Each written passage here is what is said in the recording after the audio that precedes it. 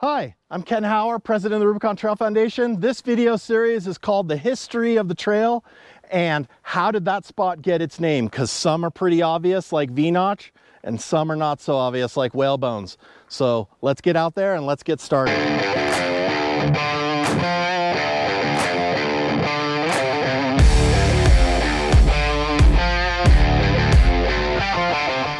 Hello everybody, I'm John Arns with Rubicon Trail Foundation. We're here in the Rubicon today, and I have a special guest today. This is Steve. Say hi, Steve. How are you doing? Good. So we're here at a place that most people don't know about. What's your name for this spot, Steve? Ambulance Hill. Ambulance Hill. And in the context of the Rubicon, it's kind of at the approach to the post pile below post pile. Below Frenchman's Ravine. Below Frenchman's Ravine. So you're gonna have to tell us about that too, but I have been in the Rubicon for a long time, and you told me last summer in a conversation about Ambulance Hill, and I was blown away. Let's hear it. What's Ambulance Hill? Ambulance Hill is this hill going up to Post Pile.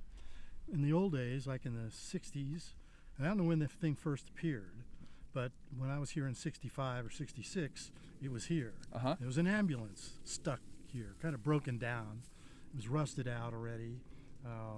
Kind of an old style, boxy looking thing.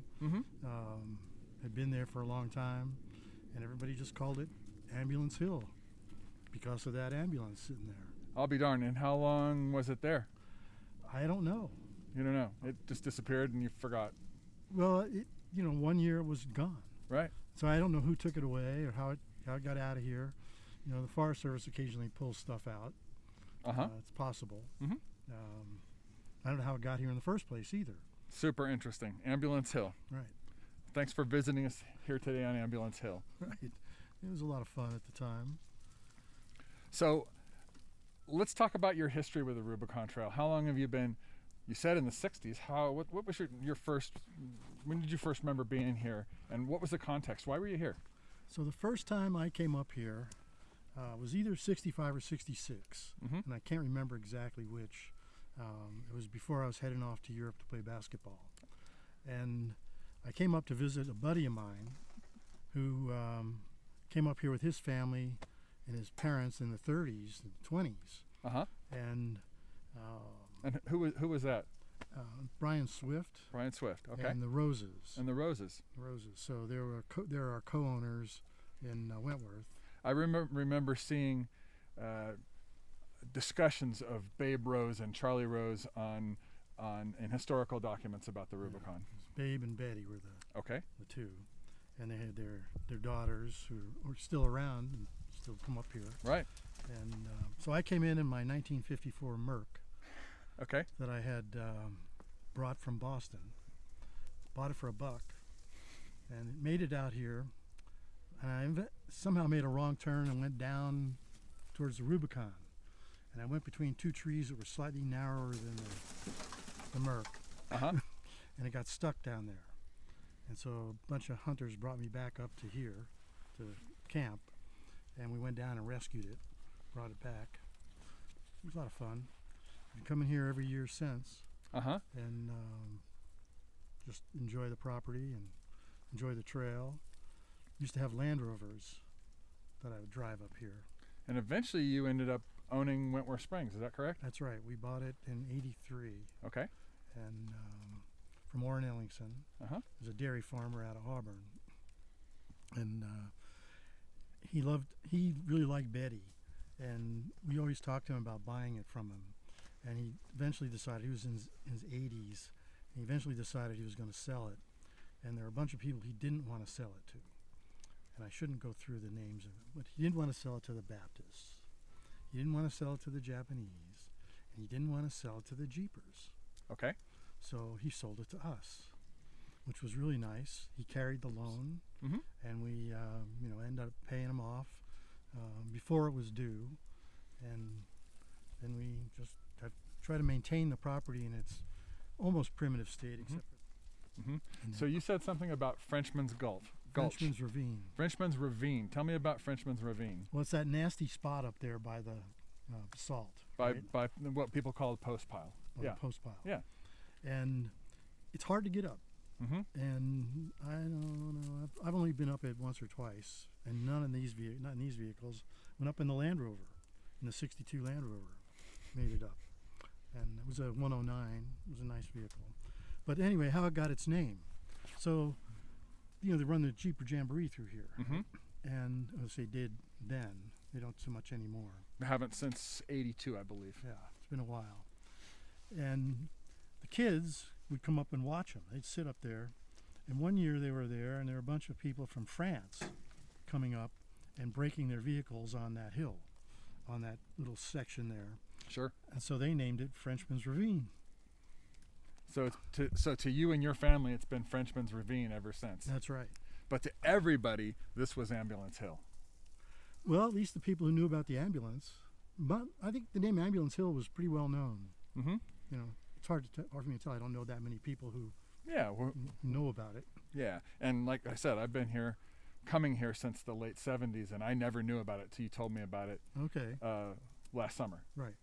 So super cool to get you out here, and neat to hear your point of view of the history of this area, and to hear about Ambulance Hill. Oh, you're welcome. Thanks very much, It's a lot Steve. of fun. Good. Hi, so this is Ken again from the foundation, and today we're interviewing my father. This is my father, Ken, another Ken. He fell last week, and so he won't be running any track and field events for a few days. So we're here. No. You don't think so? So we're here to talk about Ambulance Hill, but let's go back to the beginning, because a lot of people that are builders of Jeeps.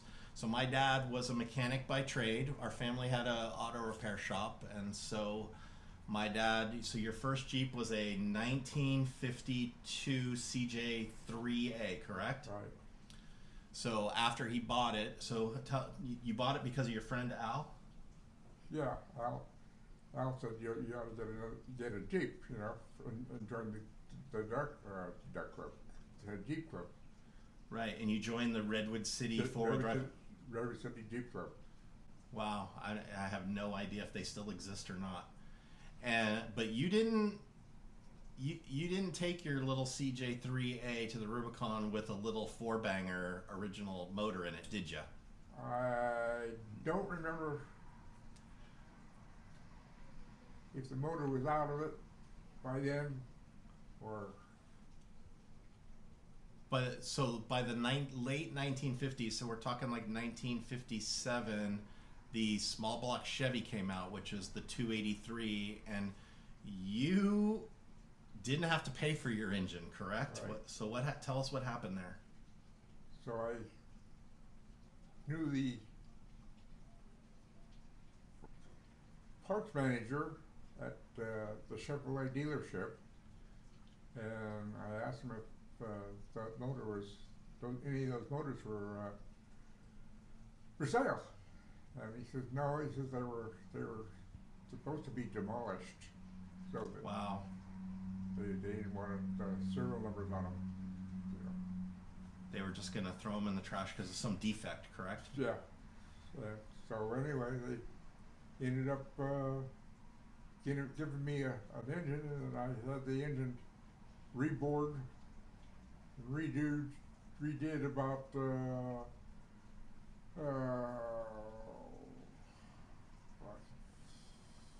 3 years took me to get the motor completed, and then I pulled the four-cylinder out, dropped the four-banger in there, dropped the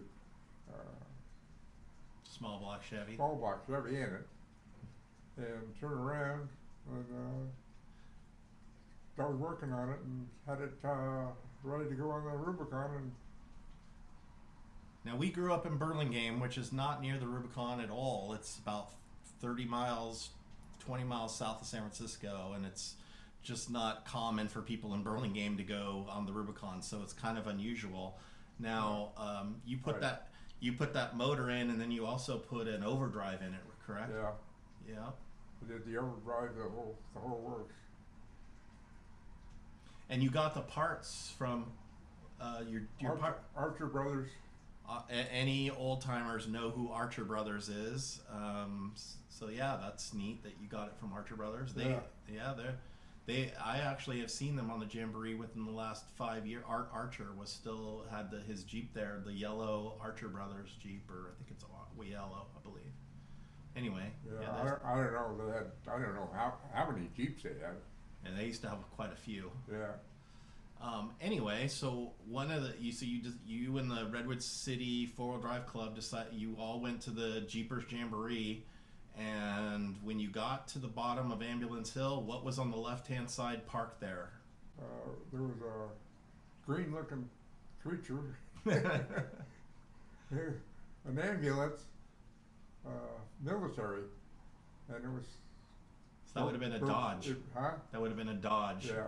Yeah. And it was broken down, and somebody took this off of it, and took that off of it, and took this off of it, and each year more stuff was taken off of it, and pretty soon there was hardly anything left. And I don't think there was any wheels left at all. No wheels at all. And then the next thing I know, it was gone. Wow. And we talked to Steve Dorado, and Steve and his family, they own the land on Wentworth Springs when you drove by the old Wentworth Springs Hotel. Right. And he said that he remembers it about 1966, it just disappeared. And he said, I don't know who took it. I don't know how it left. I don't know where it went, but it was just gone. Huh. After, like you said, years of getting picked clean for parts. Yeah. Used it as a park truck. That's funny. And just so you know, there's not that many people are aware of Ambulance Hill. I just found out about it about a year ago from Steve, and we interviewed him at the property. So we were actually there where it was parked. So, but yeah, you're the only other person that I know that actually saw it, because Steve couldn't remember what kind of ambulance it was. He just remembers it was there. Yeah. So. It was a Dodge Power Wagon. Yeah. Yeah, I believe, and by that point in time, there were only 3. There was Pontiac, Cadillac made an ambulance, and Dodge made the military one. So, I'm sure there's B-roll right now going up of a Dodge Power Wagon up on the screen.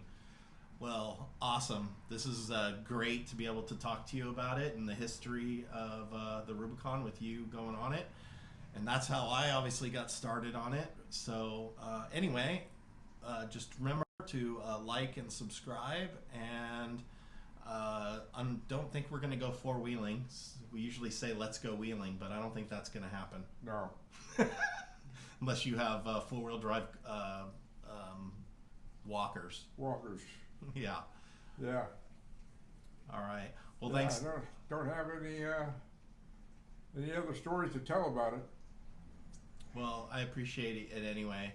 So thanks, Dad, and we will see everybody later. Yep.